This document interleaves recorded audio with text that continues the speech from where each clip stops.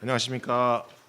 서울대학교 환경대학원에서 근무하고 있는 송영근입니다. 네, 저는 환경대학원에서 생태 계획, 생태 복원, 생태 모니터링 평가 진단에 대한 부분들을 교육 연구를 하고 있습니다. 오늘 제가 발표드릴 내용은 한국생태보건협회랑 같이 만들어진 자료를 바탕으로 말씀을 드리도록 하겠습니다. 앞서서 굉장히 좋은 사례들을 발표를 해주셨는데 저희는 이제 국가의 지원 사업으로 그동안 이루어진 여러 가지 보건 사업들 중심으로 오늘 말씀을 드리도록 하겠습니다. 원래 제가 그 전달받은 타이틀은 개발지 생태보건 사례 및 시사점인데 제가 개발지라는 말을 뺐습니다. 왜냐하면 그 국제 기준에서 특히 말하고 있는 이 생태보건이라는 것은 오늘 앞서 말씀해주신 그런 부분들을 모두 포괄하는 굉장히 그 포괄적인 개념이기 때문에 생태보건에 대한 사례들을 조금 더 확장성 있게 봐주셨으면 좋겠다는 차원에서 제가 좀 뺐고요. 오늘의 그 차례는 필요성하고 사례 말씀드리고 시사점으로 마무리를 하도록 하겠습니다. 필요성은 굉장히 사실은 많은데 앞서 말씀드린 일반적인 ESG라는 관점보다 우리가 지금까지 해왔던 사업의 관점에서 조금 더 말씀을 드리도록 하겠습니다. 첫 번째, 그 ESG에서 이행 방안에서 2020년에 세계 경제 포럼에서 크게 세 가지 부문으로 정리를 했습니다. 그러니까 모든 기업들, 특히 이제 민간 부문에서 이로 이행을 할 때 크게 세 가지 파트로 나누어서 단계별로 진행이 된다. 첫 번째가 에너지 전환에 대한 부분이고 우리가 익히 아는 부분, 탄소에 대한 부분이 되겠습니다. 두 번째가 이제 인프라 활용. 기존에 있었던 인프라를 다 없애고 새로 짓는 게 아니라 어떻게 하면 효율적으로 활용할 수 있을까? 그 다음에 새롭게 들어가는 인프라의 기능이 아니라 환경적인 측면까지 어떻게 도입할 수 있을까?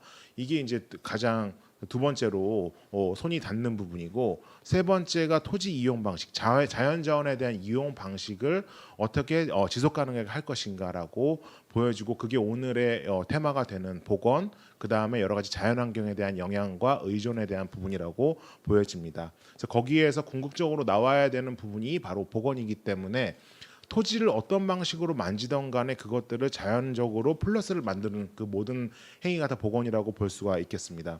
두 번째, 오늘 아마도 앞에서도 GBF에 대한 내용들이 많이 있었을 것 같은데 여기서의 큰 특징은 뭐냐면 당연히 생물다양성 조약이기 때문에 생물다양성이라는 말이 전폭적으로 쓰였지만 동시에 상당 부분의 키워드가 생물다양성에서 자연, 네이처로 치환된 것들을 볼 수가 있습니다.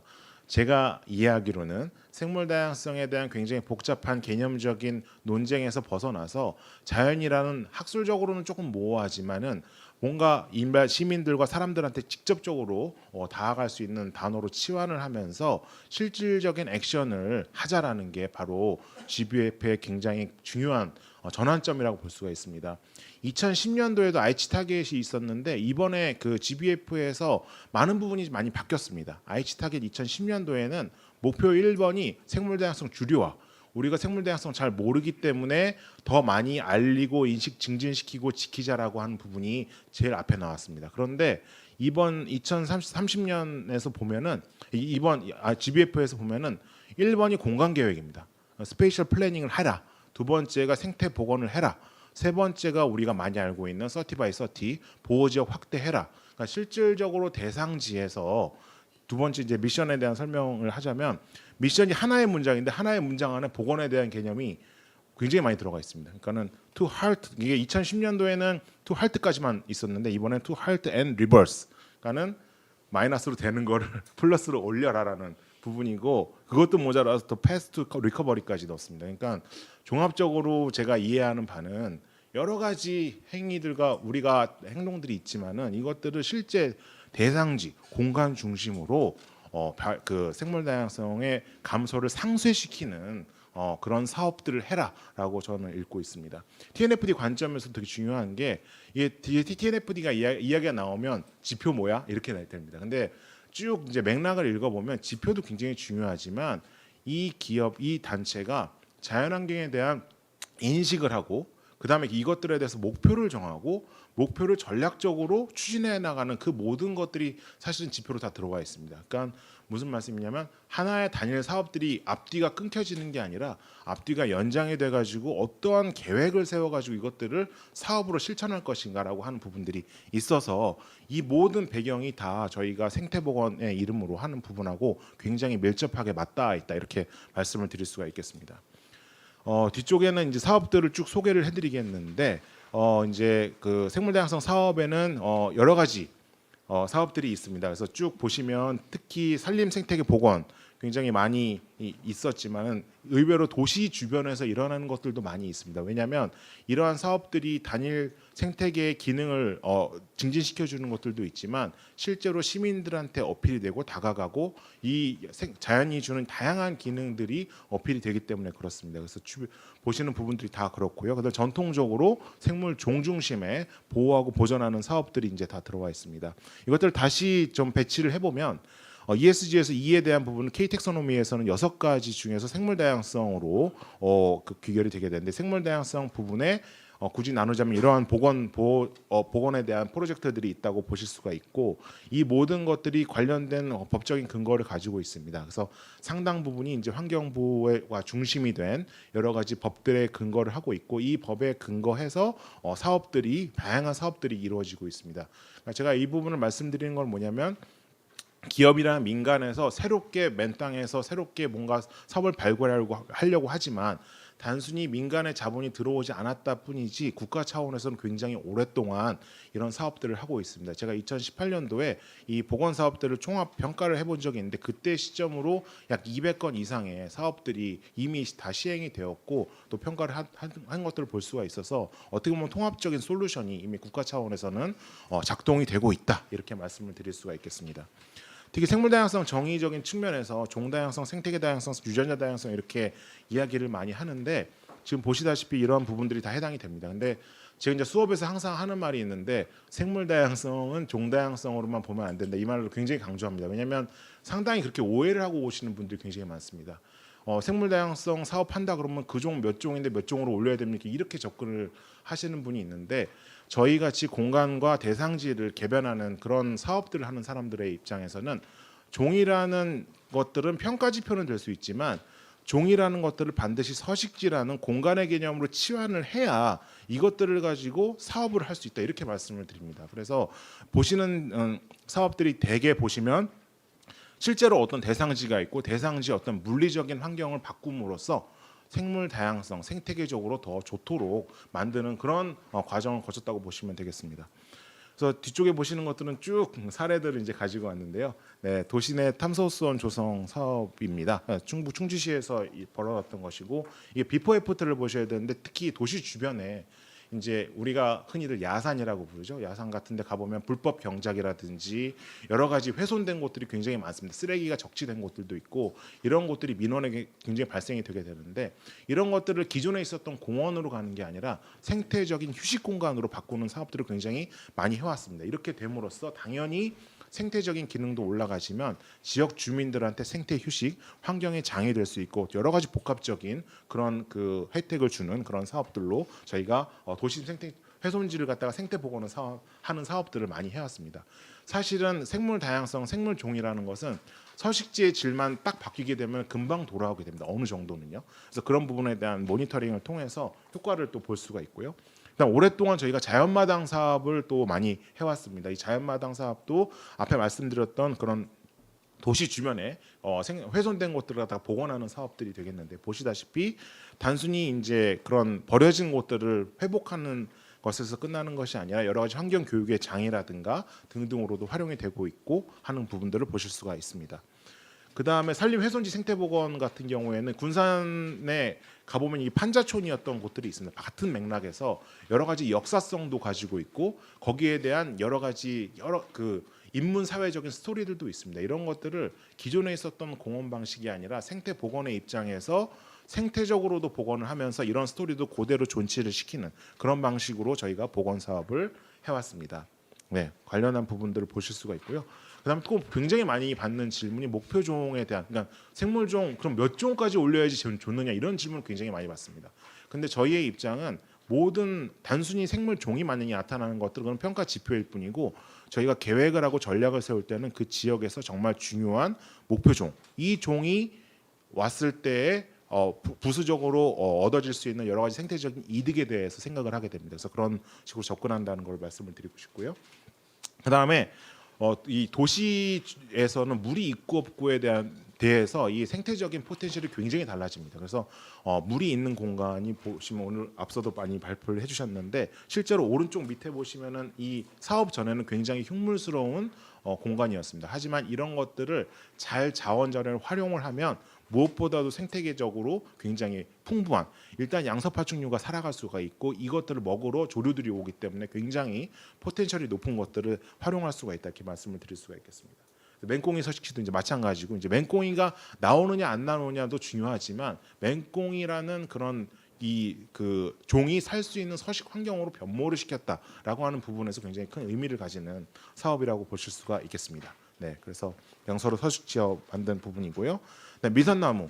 그러니까 생태 복원을 할 때 식물 재료에 대한 부분도 굉장히 중요합니다. 근데 환경부에서 오랫동안 서식지의 보전 기간을 지정을 해가지고 우리나라의 고유종들, 그다음에 멸종위기 종들에 대한 복원 증식 사업을 굉장히 많이 해왔습니다. 이런 것들에 대해서 기술들도 굉장히 많이 축적이 되어 있고요. 그래서 우리가 복원을 할 때 어떤 식물 재료를 활용을 하느냐, 거기에 대한 당연히 생태적인 의미도 있겠지만은 여러 가지 이런 그 국가적인 여러 가지 그런 소리들도 가능하기 때문에 이런 생물 재료에 대한 부분들도 활용을 하고 있습니다. 반딧불이 같은 경우는 굉장히 인기가 있는 환경교육 프로그램입니다. 그래서 수자원이 있고 경사가 있으면 다랭이논이라든가 습지라든 것들을 조성을 해가지고 관광 지역에 있는 어떤 환경교육의 장으로도 활용을 하는 그런 것들도 생태 복원의 관점에서 다 담고 있는 부분이 되겠습니다.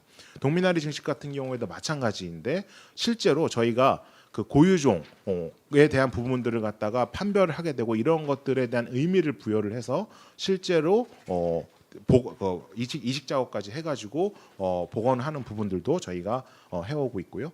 그 다음에 가시연도 마찬가지입니다. 이 가시연이 굉장히 그 모양이 독특해가지고 굉장히 환경교육 자료로도 굉장히 인기 있는 부분이 되겠는데요. 이런 부분들도 특히 람사르 습지 주변에서 증식을 해가지고 복원하고 있는 부분들을 주남저 수지 쪽에서 보실 수가 있습니다. 그 다음에 자생생물의 식물종에 대한 부분들도 있고 제가 아까 하나 맹꽁이에서 하나 빠뜨렸던 것 같은데 대체 서식지라는 개념이 있습니다. 그래서 결국에는 저희가 개발은 한쪽에서 됨으로써 바이오다이버시티한 로스가 계속 일어납니다. 이것들을 오프셋을 시키기 위해서 그러니까 상쇄를 시키기 위해서 개발지에 대한 데에다가 어떤 그 책임을 부과하고 이것들을 활용해 가지고 대체 서식지 플러스로 되는 부분들을 하고 있습니다. 그래서 맹꽁이라든가 특히 이제 종 이주하는 사업들도 다 그런 부분에서 생태 복원의 관점에서 이해를 해주시면 된다고 생각합니다. 그래서 시사점인데 시사점이 좀 페이지가 몇 페이지가 있는데요. 그러니까 우리가 민간 기업에서 생태 복원 혹은 자연환경에 대해서 어떤 사업을 한다고 했을 때 그 스펙트럼이 굉장히 넓다는 것을 말씀을 드리고 싶습니다. 단순하게 이 대상지 어떻게 바꿨어 이게 아니라 여기에 대해서 처음부터 전략을 세우고 그 다음에 계획을 세우고 그 다음에 여기에 대해서 조성 사업을 한 후에도 유지 관리를 하는 데에서도 개입을 하고 특히 모니터링 같은 것도 시민과학 차원에서 굉장히 활성화되어 있기 때문에 이러한 거버넌스에 대한 부분들, 방법에 대한 것들도 다 충분히 개별 사업으로서 참여할 수 있는 그런 부분이 열려 있다고 보시면 되겠고요. 그다음 대상지도 지금 이 국가 주도의 어떤 사업들 같은 경우에 국공 유지에서만 제한을 해서 사실은 했었습니다. 이런 것들이 민간이라든가 사회주 쪽으로 이제 확대될 수 있는 그런 부분이 열린다고 보실 수가 있습니다. 그래서 그런 부분에 대해서도 대상지에 대해서도 그다음에 사업의 방식에 대해서도 굉장히 다양한 스펙트럼이 있고요. 이런 것들이 이제 기획 단계에서부터 시행 단계, 유지 관리 단계까지 이제 가는데 이런 것들에 대해서 저희 이제 자연환경 관련된 이제 기술자 분들이 계시고 이런 것들이 처음에 전략을 수립할 때부터 왜냐하면은 생물 다양성이나 생태계란의 보건 같은 경우에는 굉장히 오랜 시간을 두고 달성해 나가야 되는 부분이기 때문에 처음 세팅부터 이런 부분들을 다 사업으로 쪼개서 말씀을 드릴 수가 있겠습니다. 그 다음에 지금 생태계 보전 부담금 반환 사업의 예시를 이제 가지고 왔습니다. 그래서 이게 그 이제 개발자가 부담금을 내고 이것들을 돌려서 다시 이렇게 플러스 복원으로 만드는 곳에다 쓰인다라고 하는 부분인데 이게 저희 생태 보건 환경 계획적인 측면에서 굉장히 큰 의의를 가집니다.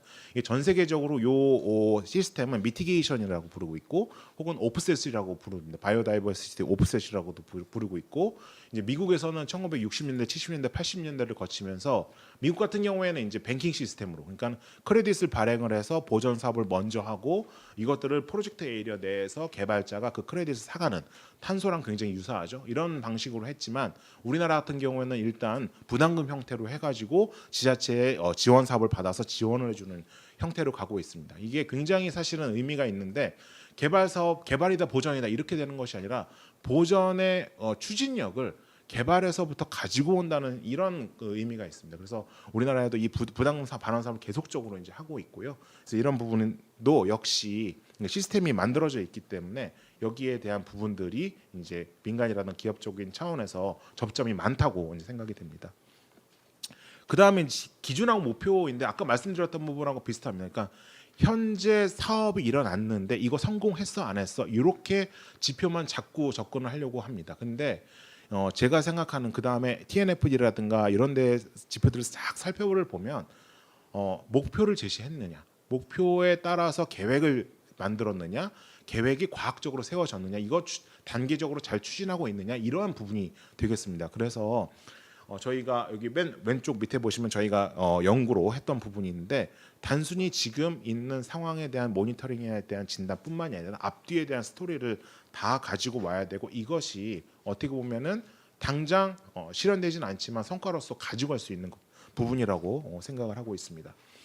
마지막 페이지가 될 것 같은데 기업의 참여 기관에서 요청이 왔을 때 이 동그라미로 되어 있는 부분은 이제 국가에서 어느 정도 패키지가 되어 있다고 이제 봅니다. 그래서 이런 것들에 대한 부분이 잘 접점이 이루어졌으면 좋겠다는 게 제 생각이고 다만 여기서 이제 국제 표준으로 인증이 되는 부분에서 국가가 해야 되는 역할이 있다고 봅니다. 왜냐하면은 제가 다른 데 칼럼에다가도 썼는데 민간 부분에서 이것들을 내놓고 각각 개별로 대응해라 이러면 굉장히 사실은 어렵죠. 근데 다른 나라들 보게 되면은 굉장히 다양한 자연환경에 대한 영향이라든가 의존도에 대한 부분에 대해서 갖는 부담을 국가에서 어느 정도 표준화를 시켜가지고 이 그 프로세스만 따라가면 어느 정도 국가 표준에도 맞습니다라고 하는 역할을 국가 차원에서 좀 해줘야 되지 않을까 이런 생각은 듭니다.